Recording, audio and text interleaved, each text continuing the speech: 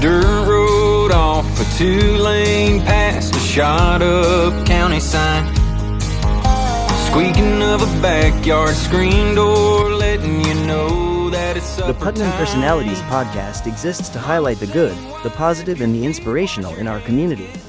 This episode is not an endorsement of any political or religious ideology.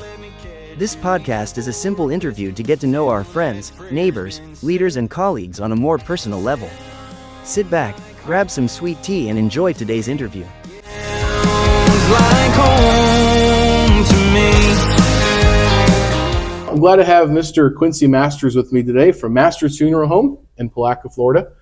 And I've known you I've been here in town, I guess starting my 12th year living here in the area. Wow. It's been that long. Doesn't seem possible. No, I met you the very first few weeks I was here. We had, actually at this church, if I'm not mistaken, we had not all 3 funerals here, but 3 people that were tied to this church all died within a Friday, a Saturday, and a Sunday. And one of those was Mrs. Wisham and a couple others, but Mrs. Crane. But so I got to meet you at that time. I was the pastor, but I didn't really know what I was doing, so I kind of just stood in the back and watched everybody else. In fact, I didn't even do the funerals. Somebody else did them. Mm-hmm. But anyway, with that being said, I met you back then. Yeah. And over time, I've done a few funerals at your place, and you've been here multiple times. But we're not going to talk a lot about funerals today because that's kind of morbid, I guess. But no, but I would like to get to know you a little bit better. We've talked as you rode in a car together. We've talked on the side of the road a few times. But yes, sir. I want to know more about you as a person and who you are and some about the history of your business. And you do some pretty cool things. So that's what we want to talk about today. Your wife's an author. So all those little things we'll cover in a short little conversation. Okay. So let's start with childhood. Where were you born? I was born in St. Petersburg. Really? I was too. Oh, how cool. I was born in the Mound Park Hospital. Okay. Which has now been torn down. Okay. Yeah, I wasn't born there. Yes. But Mom and Dad was working for a funeral home in St. Petersburg, and they heard that a funeral home was for sale in Palatka. They heard it through a salesman. And so they were going to come up here and look at it and decide whether to buy it or not. But I was sick. I was 2 years old. So Mom told Dad, you go on up to Palatka and you make the decision. So Dad did come up to Palatka. He looked at it and he bought it. And then my mother said, when she arrived in Palatka with all of her belongings on the back of a truck and me in diapers and saw the rundown, filthy, nasty place that Dad had bought, she was so unhappy. She said there was no place clean enough to put her suitcases down. And this was located across from the Presbyterian Church there on 2nd Street, kind of where their fellowship hall is now. Okay. But yeah, she and I had Dad and Mom both come up here and looked at it. We had never moved to Palatka. So it was kind of providential that it all worked out that we got to come to Palatka. Awesome. Yeah. So you grew up in Palatka. I did. And yes. Where did you go to school? Is the school still there or is it gone now? Well, I went to Campbell Elementary School in the 1st grade, and then Mosley in the rest of the elementary grades, and then Palatka Junior High School, Palatka Senior High School. Class of? 68. Okay. Yeah. So I wasn't born yet. I still had a few years. Oh, my goodness.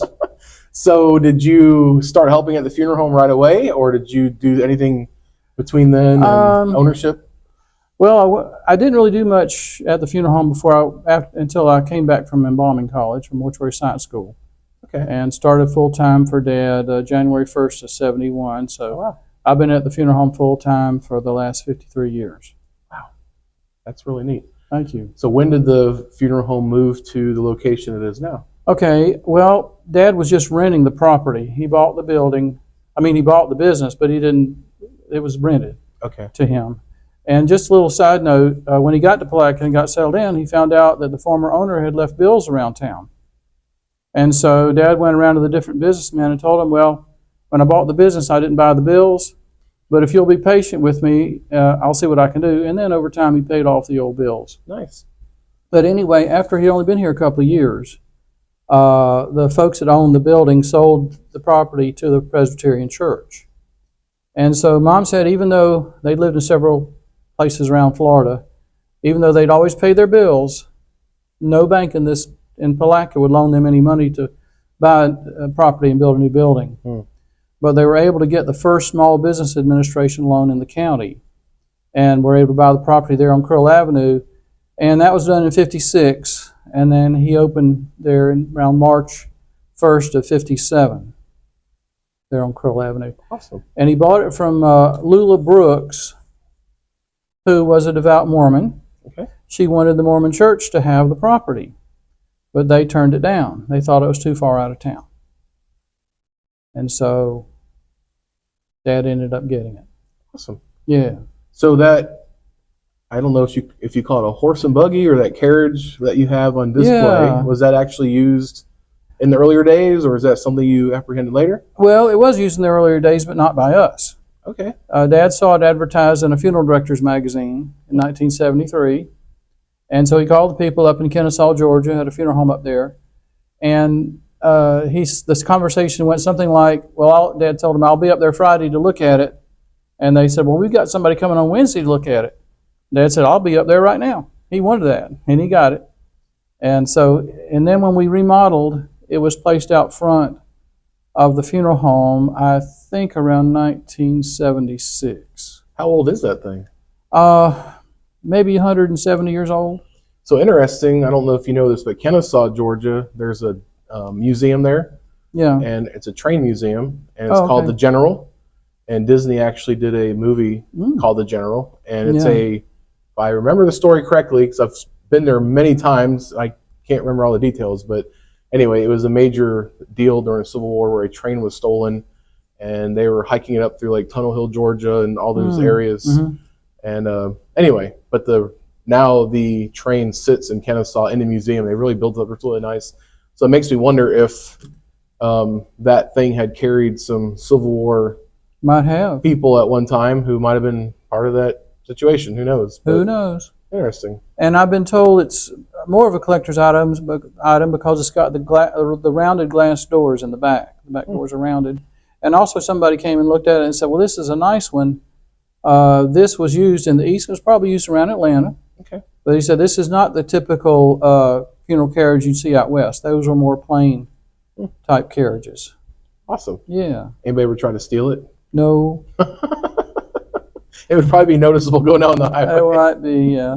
That's really, really neat, though. I always enjoy seeing that. It's kind of I don't know, and that's part of your logo, too, isn't it? Yes, sir, it is. Okay, I didn't think about that. I was going to throw your logo up here, and I forgot to do that, but It's okay. awesome.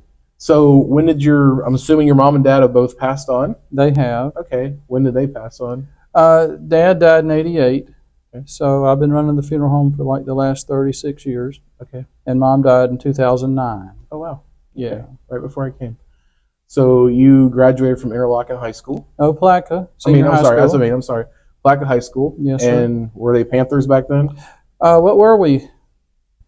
We weren't the Maroons. We were the Braves. Really? Yeah. I didn't know that. Yeah. There was the Maroons back in the 50s, Hmm. and then the Braves, and then when they combined the high school, they called it the Panthers. Oh, wow. That's Yeah. really, I didn't know that. Yeah. So I'm learning a lot today. So Cool. what did you play sports?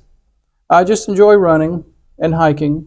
Okay. That's my outdoor stuff. And that's the thing that's intrigued me, because you're a funeral director, you're a very serious person, but while we were driving one day in the car, you had mentioned to me about a run or something you had done. So tell me more about what you do as far as running and what kind of stuff you like to do hobby-wise. Okay.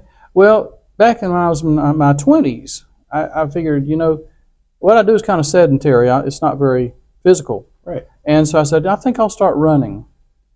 I had run some in high school when they made me run. And so I started running in the ravine gardens.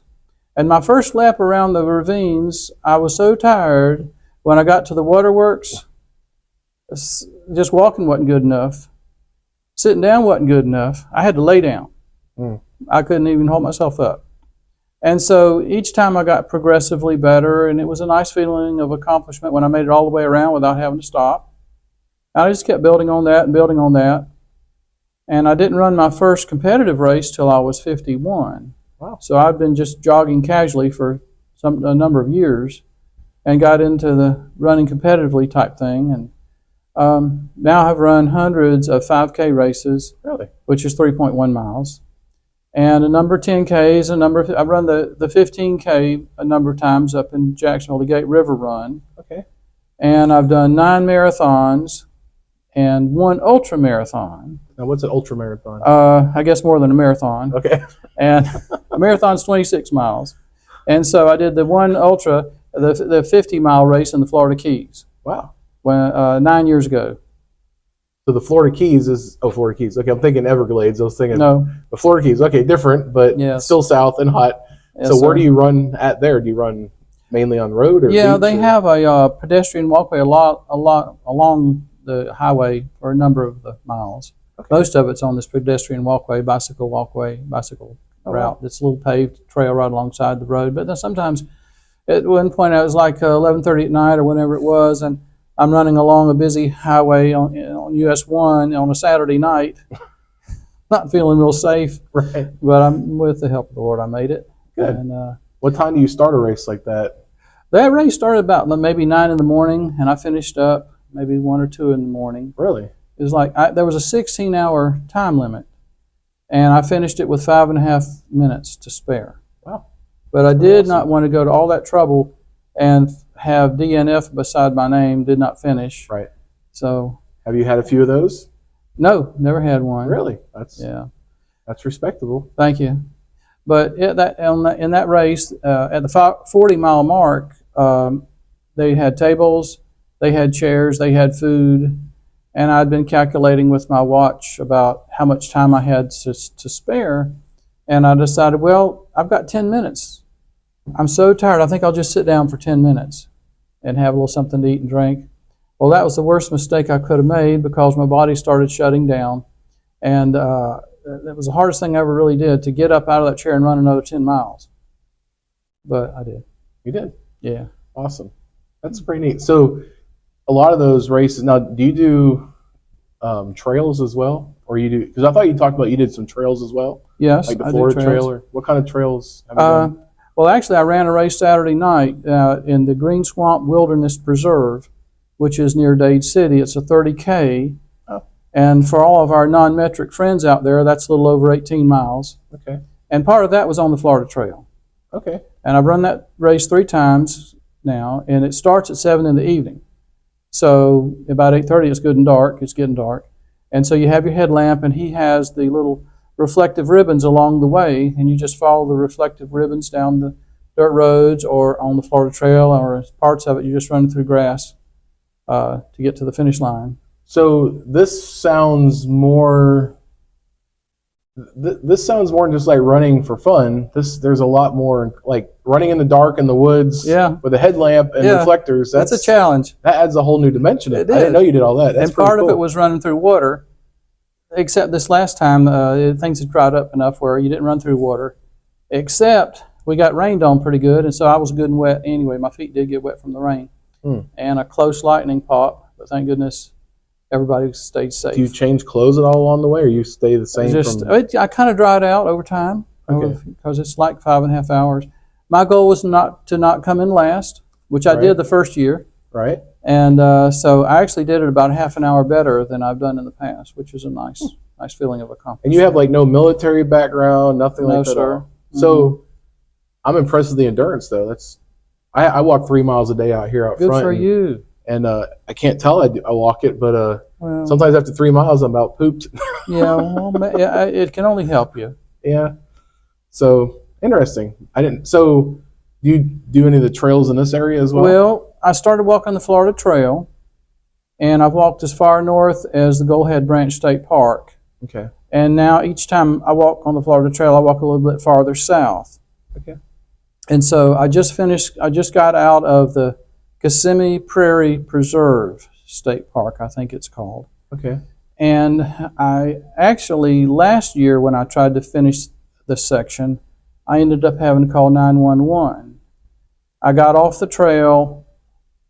I kind of knew how to get back, but I just didn't have it in me to walk back 14 more miles Right. to my starting point. And so my phone said SOS only. So I called 911. It took them about 2.5 hours to get out there and pick me up on a big dune buggy with the big tires, and they went through the water and everything to get to me. And but But this time I'm walking the same section because I wasn't going to let that beat me. Right. And I thought I knew where my turn was that I had missed the time before. And I'd been walking about 6 miles or so on this dirt road. The sand was kind of loose, which made it a little bit of a challenge. And here comes a guy, one of the workers on his three-wheeler, and he gave me directions and helped me out. And so that it helped me to stay on the trail, and it all worked out, and I came out. And I had my headlamp, just in case I got caught in the dark out there. But when I got to my car, it was in April, I think it was like 8:14. Anyway, there was a little bit of daylight left. And so I made it to my car okay. I like to have my car waiting for me rather than me get to the end point and have to call somebody and maybe they'd come get me. So I got my car waiting for me. I had somebody give me a ride to the beginning point. Okay, my car's waiting at the end point. Okay. So I was wondering if you actually walked it back and forth. So yeah, and so where I ended up is probably, I'm guessing, 40 miles north of Lake Okeechobee. Okay. And I enjoy walking the Appalachian Trail also. And I've been headed north, and I ended up in Butler, Tennessee this last time. And this hike took me over a mountain, and there was a 2,900-foot elevation I had to climb on the trail to get over that mountain, which was a bit of a challenge. Yeah. And made it with the Lord's help. You ever sleep in the woods at all? I have. I've stayed in the shelters. Since I've gotten to be an old man, I just soon do day walks. Right. But the next section, if I'm going to keep going, I'm going to be sleeping on the trail again. Okay. Going north out of Butler. Awesome.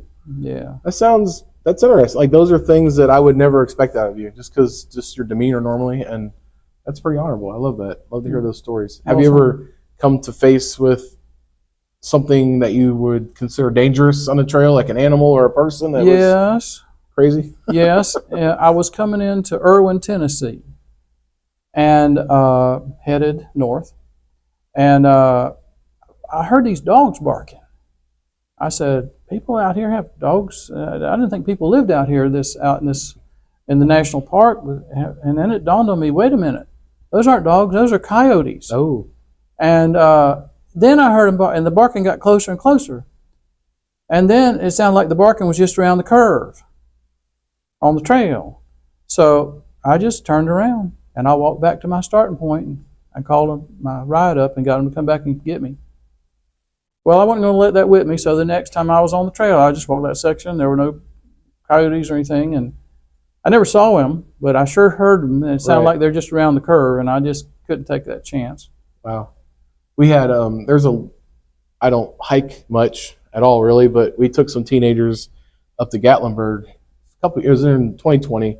Normally we go to camp, and we couldn't go that year because of the pandemic and everything was shut down, and so we decided to make our own trip. So we went up to Chattanooga, went around to Gatlinburg, and then we went to a falls called Grotto Falls, and it's just right near Gatlinburg. And so we did this hike. It's like a maybe 2 or 3 mile hike to the falls. Yeah. And the first time we did this years ago, the first time we met a bear on the trail, a black bear. My goodness. I was a little nervous, I guess. But last time I was shocked. We were coming around this corner, and I didn't realize this deer was running uphill and somehow leaped over the path onto the other part of the mountain. It was just, I didn't know they could run like that. Oh, wow. So that's the only 2 times I've actually, I got lost once. We were in Chattanooga. I brought same trip. My wife and I and my kids, we went a couple weeks before, mapped it all out. We knew we were going. And so we went there. We saw the waterfalls. And a couple weeks later, we brought the teenagers. And my daughter and her fiance at the time, they went off another direction, and they ended up where we were. So I said, well, instead of going the route we went last time, let's go the other route, and we'll still end up at the same place. So we kind of thought where they went. Next thing you know, we're continuing to walk, and I'm like, okay. I didn't really tell the kids this, but I was starting to get really nervous because I'm thinking, I think we're heading in the wrong direction. Finally, I told my daughter, I'm like, Brianna, I think we're in trouble. It's starting to get a little bit dark. Oh, no. And I got 10 of us out there. I'm like, I don't know what to do. And she's like, I know what to do. She got her phone, and she found a picture she took of the falls 2 weeks before, and then she did the location on her iPhone, and then boop, and then, all right, let's all go this way. And we turn around, and we just followed her little map all the way to where we took the picture out. It GPS'd it. I was like, Thank the Lord. I was a little nervous. I had all these teenagers with me, but we don't do a lot of that stuff. But I would love to, but yeah, I don't know if I have it in me though. So it's impressive. Well, thank you. So anything else you do as a hobby, or is that pretty much your main? Yeah, and training for this thing Saturday night, it's not really exciting, but I would just go to the fitness center and get on the treadmill. It's so hot outside, and that's the next best thing. Gotcha. I do enjoy running in the Ravine Gardens, but when it's 95 degrees, it's just a bit of a challenge for me. Yeah. So I asked you to bring a couple books with you. Your wife writes books. I noticed there's 2 names, so I guess one would be her pseudonym.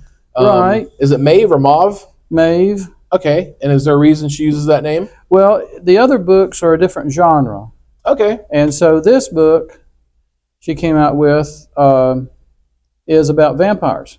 Okay. In Bostwick. Okay. And so are there real Bostwick vampires, or not that we know of? Okay. And it's not based on any facts that we know of. And then this one, she's come out with 6. Okay. And I brought these because these are her 2 most favorite books, seemingly from the response we get. And this is Thornton's Gold. Okay. Thornton's Gold by F.H. Masters. And this takes place, between Bostwick and Green Cove Springs, I believe. And it's about a lost shipment of gold during the Civil War. Okay. So all her books are written basically using local areas as a background? The first one, Blackthorn, takes place in Virginia, as does the sequel, Thornbrook. Okay. Yes, sir. Yeah, I think you've given me, I know I've bought a couple. I think I have 4 of her books. Oh. I have this one, but I don't know if I got that one, but I'll look later. But that's very cool. Well, thank you. That is neat. I like to meet local authors. I haven't had a chance to really interview any, but I've found a few books. There's one at Nico sitting on his counter. I bought that book.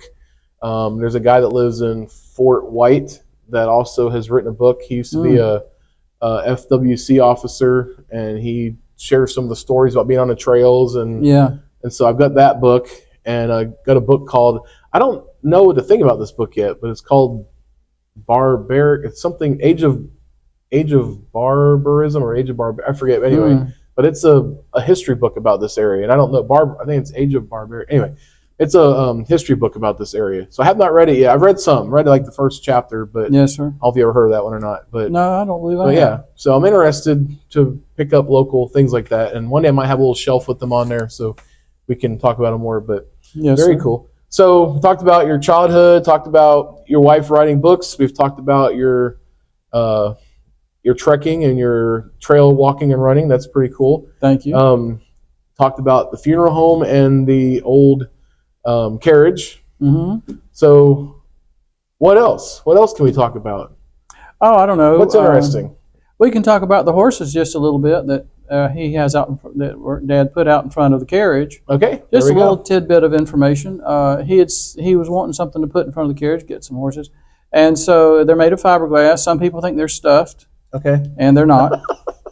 But that'd be weird. Yep. He was watching the Orange Bowl, and they had some fiberglass animals on the float. And so he called that company to find out where did they get those animals. And it's called the Fiberglass Menagerie in Alpine, California. Wow. That's where the horses came from. Really? So how'd they get here?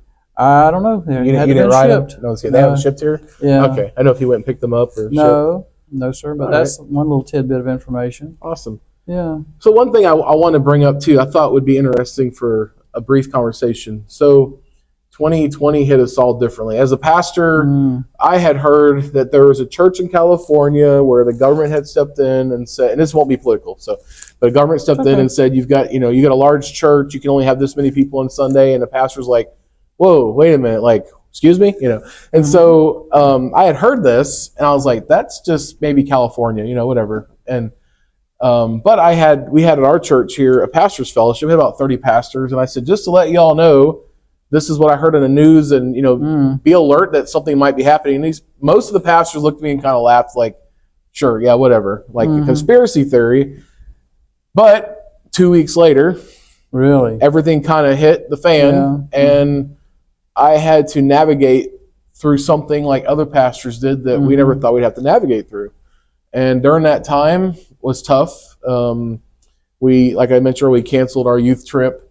We separated. We closed off every other pew in the church. And then the very first thing we did is actually we kind of just had 2 services and let 10 people come and 10 people come, and then a lot of people didn't come. So we did all these different adjustments. Yeah. Through it all, we got chairs, we got rid of the pews, we remodeled the auditorium. A lot of good things happened, but we did lose, honestly, 2 people from our church that we really cherished. We lost 2. And then I did a 3rd funeral actually at Masters. So I did 3 funerals. I did one on a Saturday and then a 3rd one on the next Saturday. So I did 3 in a week.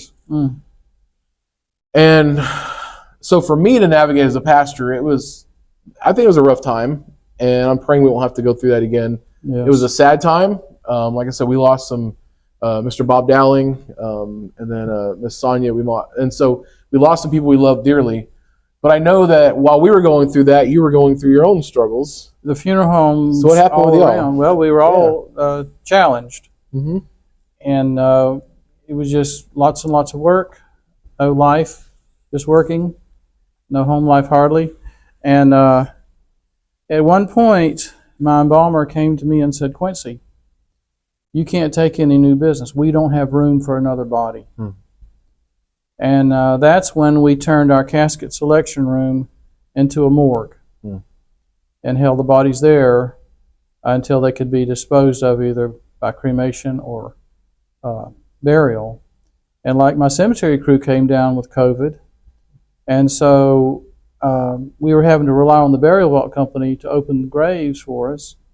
And it would be like I would call them and say, "Well, can y'all do a funeral for us this Saturday?" "No.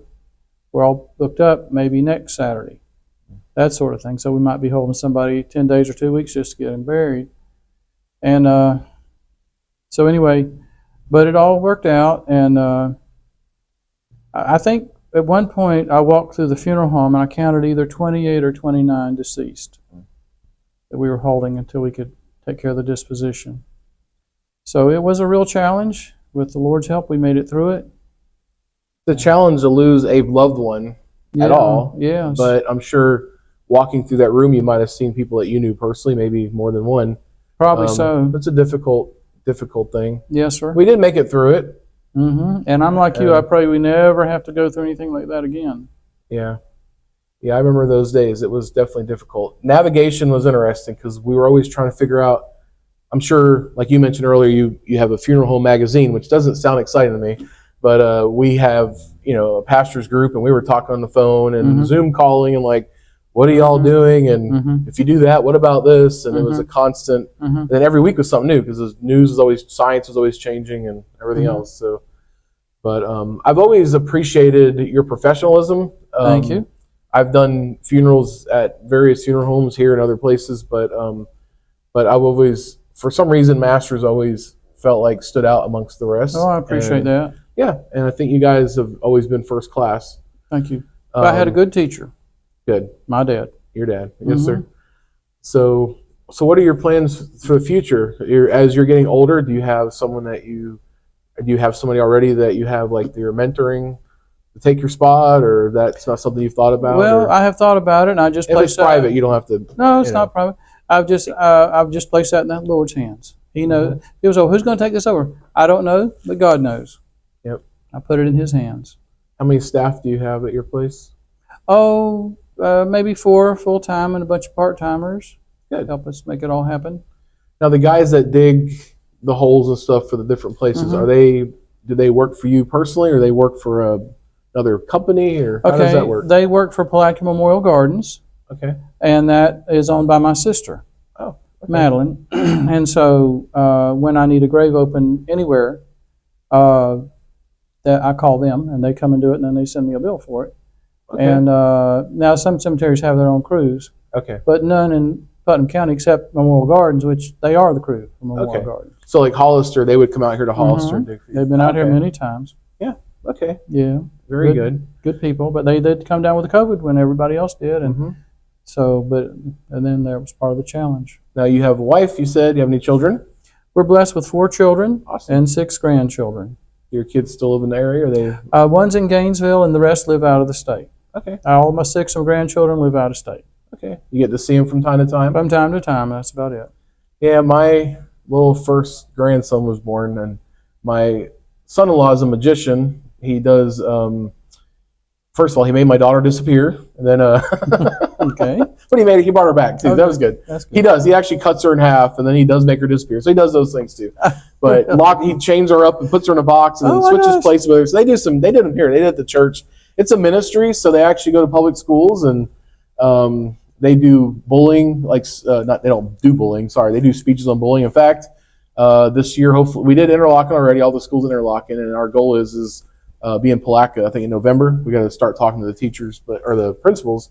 But yeah, they do that. They go and they do like sessions on bullying and stuff. And our church won't do the one in Palatka. Another church will, but they'll actually sponsor them into the schools. They'll pay for them to go to school. It's a gift to the school. It's a gift to our community. Just say, hey, here's something for you. And they go in and they do that. My daughter graduated from Interlochen High. But anyway, they had their first little grandkid, but our grandkid, and 5 months old, he's already been to like 17 states now. So they travel so much. So it's pretty impressive for a little guy. Maybe we could get him to come speak at the Rotary Club of Palatka. Do they ever do civic clubs? Yeah, I'm sure they would be interested to do that. That'd be interesting. It would be. So that's another thing. So what do you do in the area as far as like volunteer or different organizations? You're in a Rotary Club? I am. I'm in the Rotary Club of Palatka. Nice. I've been a member, I think, 51 years. And I helped get I got the health fair started that we did for a number of years. Nice. It's been discontinued now. Okay. But we helped people find out things they had wrong with them and such as that. And it was very rewarding to do that. Okay. It was a joke, and you're a very serious person, but I know one of the first times I met you, I shook your hand, and someone had told me that you shake hands very oddly, that when you shake hands, your thumb always somehow seems to rest right here on the wrist. And I think they said you're always checking the pulses of people. I don't know if that's true or not, but no, you laughed when I did that to you. But no, I always appreciate your sense of humor and all that as well. But actually, I've not done that. Maybe I know you. Maybe once or twice. It was that one time I did. I know you don't do that. I'm kidding. No. But I've done that to you just as. Yeah. I heard this is how you shake hands, so I kind of got a laugh out of you, and that was good. Yeah. So reading. Do you read? I do enjoy reading. What's your last book you read or that you recommend? I'm right now reading a book about a Catholic priest who served during World War II. Okay. And it's been very interesting. I think maybe it's called Our Padre. I cannot remember. Okay. But so it's not fiction, obviously. It tells some of the stories of the war and such as that. Nice. And he talks about the precious blood of Jesus Christ. And all the blood he saw. But yeah, I've enjoyed reading that. Okay. Yeah. And you go to Church of the Heights? Is that where you go?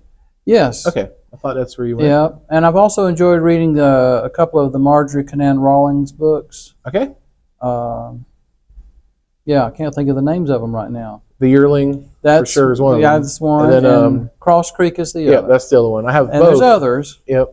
But those are the two I've read. Have you eaten at the restaurant out there, the Yearling? I think Frankie and I ate there many years ago. Did you? Yeah. Yeah. I like the book selection. I don't care about the food. I go to look at the books. My wife will eat. I eat too, but when there's no time to eat, I'm up looking at books. So I enjoy. I like looking at the animals and the books there. Oh, that's neat. It's been so long, I didn't know they had all that. Yeah, they had all it's been a long time. So I guess wrapping it up, what is oh boy, I just had a brain freeze. Shoot, I was going to ask you something. Mm-hmm. Oh, yeah. So being in your type of business, have you had any high-profile people that anybody that you've had to, that you were responsible for burying, or? I think some years ago we had the funeral of Gator Beck. He was a member of the House of Representatives. Okay. And that might be one of the more high-profile people. Okay. Yeah. That's interesting. Yeah. How does so I know there's several funeral homes in the area. Do they, when it comes to like contracts through like whoever, like if somebody, do you have to like submit, I'm trying to think of the right words, but like submit a contract for a bid proposal or something to like win a contract, like with the government? Like if, let's say there's an accident and they have nobody, or the hospital, do they ask the family who to come get the body, or is that something you have to contract with people? How does that work? That is something the Putnam County Commission puts out for bids. Okay. Yes. So there's like a competition type thing. Well, there's not a whole Sort lot of. of competition to get that bid, but yeah, there's Okay. competition for that. Okay, interesting. Yeah, I've always wondered how people, choose. I know the lady in our church here. She always says that her, man, what does she say? I forget now. My mind just went blank with me. But yeah, she always says that she's already paid her last mortgage, and she said her last mortgage was paid to Masters Funeral Home. So she knows that one day you'll come pick her up, and that'll be her last car ride and her last mortgage payment. Oh. So. But no, I appreciate you. At the end, I always ask if you had anything you want to ask me. If you do, I won't mind answering that. Or if not, then we can call it a day. But anything you want to ask me? I can't really think of anything to ask you, but I just congratulate you for your ministry out here in Hollister and what all you've done and Yes, sir. the nice improvements you've made to the buildings. Yes, sir. And I pray the Lord continues to bless your ministry out here. Yes, sir. We have some good people. We have two people, which if I mention their name, you would know them. You might have done their family's funerals, but we have I don't mind actually saying it, it's fine. Pastor Ed Wilkinson, he was a pastor for 20 something, almost 30 years. His son still attends here, so his son has been here for 50 years. Oh boy. And then Mr. Angstadt, and I believe you did Miss Ella Angstadt's funeral, if I'm not mistaken. I did the funeral, but I think you all are the ones that prepared the body, but yeah, Mr. Angstadt's been here for 50 years as well. So between those two men, we've had two men that have been here for a combo of 100 years. I mean, that's just amazing to think about that. But they are a real blessing. They've been very stable, and they always back up their pastor. And we have worked well together. That's and wonderful. We've prayed a lot together, and so the Lord has blessed with getting through different challenges. And like I said, like you mentioned, we've done some remodels and some fixing up, but sometimes I just present the vision, and then we as a church get it done. So I don't take credit for it. I'm just thankful that God gives us people to work alongside. So I have some fond memories of Reverend Edgar Wilkinson. Okay. And some kind of funny ones too. Okay. One time we had this graveside funeral, and the family told us what music to play, so we played it. It was some kind of heavy rock music, and Brother Edgar said, "Don't you ever play any kind of music like that again when I'm doing the funeral." And another time, he gave me a little quote. He said, if you ever heard it, he said, "Some people like to sit in their kitchen." I probably told you this. Some people like to sit in their kitchenette and watch a sermonette and smoke a cigarette. That's right. So, yep. I heard, seeing his tombstone out there, his tombstone says, Edgar Wilkinson has his date of birth and death, and then it says two simple words. And I've always admired it. Says, "He stood." Oh. And some people have told me that he was what they call a gentle giant. He was very big man. Stern with what he believed, and he was very upfront about what he believed, but he was a very loving person. Yeah. And I hope I could be like that. Those are definitely some large shoes to fill, no pun intended. But yeah. Well, you got the big guy parts. Yeah, exactly. Going. I got that part down. You got that nailed down. Yep, I do. Yeah. So, well, Mr. Masters, it was good talking with you today and getting to know more about you. And sorry I don't have your picture and your information up here, but people, they need to get a hold of you. They can find me. They can find you. That's right. They'll know how to find you. So I appreciate you. Pastor Jason. Enjoyed it. Yes, Thanks sir. for having me. God bless, and thank you for coming.